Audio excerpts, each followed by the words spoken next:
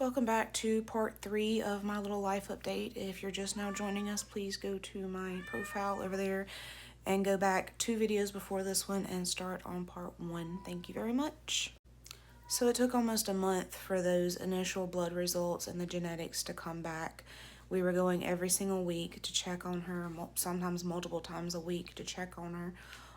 So far they were seeing no fractures. I'm not going to mention names on here, but my maternal fetal specialist, the first one, he was very convinced that it was some form of skeletal dysplasia, but based on how soft her skull was, he was very much thinking it was osteogenesis imperfecta, just like I was. And while he didn't want to discourage us and he was willing to encourage us to follow this through and give her every chance, he was by no means pushing termination. The entire time, every single appointment, he would make sure to let us know that what he was seeing was most likely lethal. Whether it was type 2 or type 3, but very severe, what he was seeing he did not think would be survivable. And a few times he brought up quality of life, which, don't get me wrong, I'm very concerned about that as well. But as I've said before, we are experienced. Oops, hold on.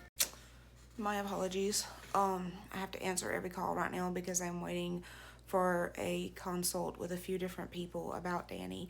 But as I was saying, I am very concerned about her quality of life, about what her experience with OI will be, because obviously there is a tremendous amount of pain that goes with that disease, especially when it's as severe as they're saying it is with her. But we are kind of experienced with having special needs kids, especially kids in a wheelchair. Definitely not with brittle bone disease. In case you have not caught on, that is what I'm talking about with osteogenesis imperfecta.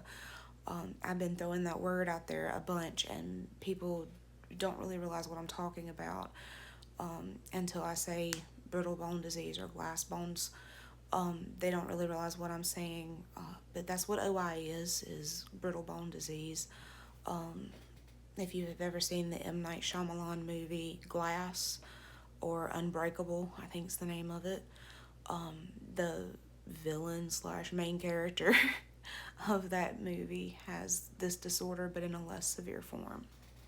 There are a set of twins here on TikTok that I have seen, Mia and Miriam. They seem to have very similar features to what Danny's gonna have. The ultrasound techs are always really reluctant to send me home with ultrasounds of the affected parts of her body. I only really ever get pictures of "it's a girl." I'm tired of seeing that, honestly. I'm convinced you're not gonna bring out no baby boy. I get it. Her dad and I did want a boy. Her big sister really wants a girl, but but I did get this one here printed. You can kind of see that's her nose and her mouth, and she's got her hand up like this, but that's her elbow and that's her hand. You see, very, very short. She can just barely get her little fingers in her mouth, and she loves to suck on them. Her little legs are very short and very bowed. Her right one, particularly, her foot is larger than her femur, which is the upper part of her leg. Which that's very classical of OI. The feet and hands seem to be normal sized. And then in the more extreme OI cases, the long bones, these bones on the arms and legs are short and bowed, or often even like undulating. She has one of her femurs is like almost like a classic bow, like the shape of a bow out of like Lord of the Rings or one of those other fantasy sci-fi shows, whereas it's real fancy. It goes like that. It's not just like that. That is how one of her femurs are. One of the biggest concerns with these babies isn't just the fractures and the short limbs, though. It's the torso, and particularly the chest. A lot of times they don't have room in their chest. Their chests are very constricted. Their ribs are very short. The ribs are sometimes not even long enough to do the contracting with the diaphragm to cause the lungs to be able to breathe. And oftentimes the chest is too small for the heart to beat and the lungs to expand at the same time. That's what we're mostly worried about with Danny. That is what the first maternal fetal specialist was warning us about, that he was worried he was seeing. Also, in addition, her soft skull, that could pose a lot of problems.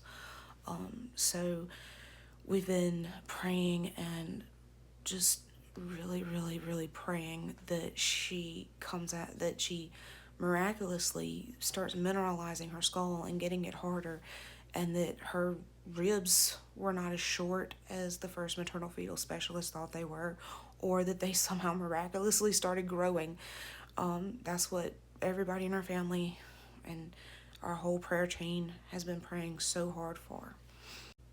Well, it took a month to get in the results for the genetics and confirm what we already knew, that I'm sorry, my cats are locked up right now so that they're not walking in front of me, and they're hating it.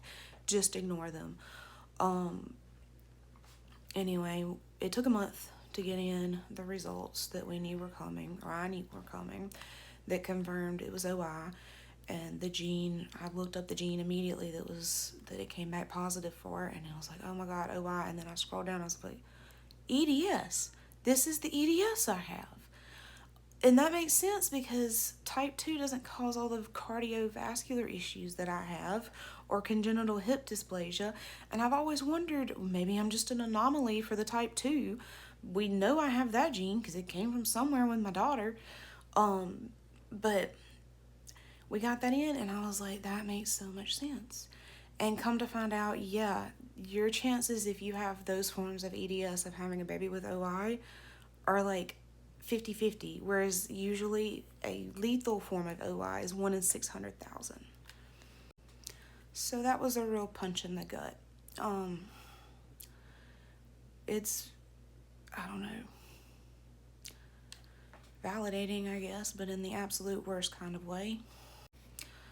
Well, yesterday I had an appointment with my original OB to go back. It had been set up for ages, and I figured I'd just go ahead and keep it.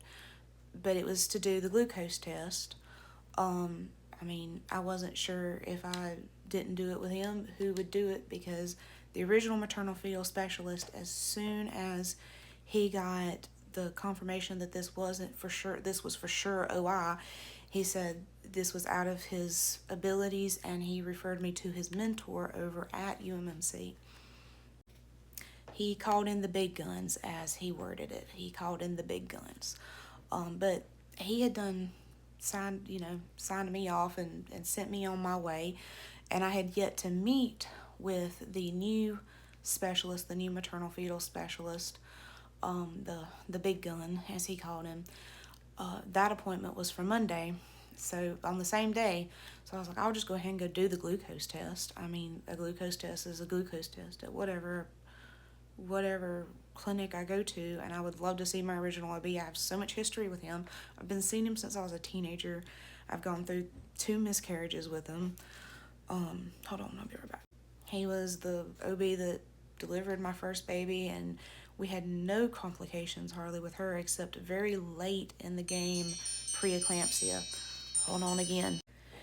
Anywho's, so I went to my regular OB and went ahead and did the glucose test and got my RhoGAM that was due at this time in the pregnancy anyway, because I'm Rh negative, because I'm an alien.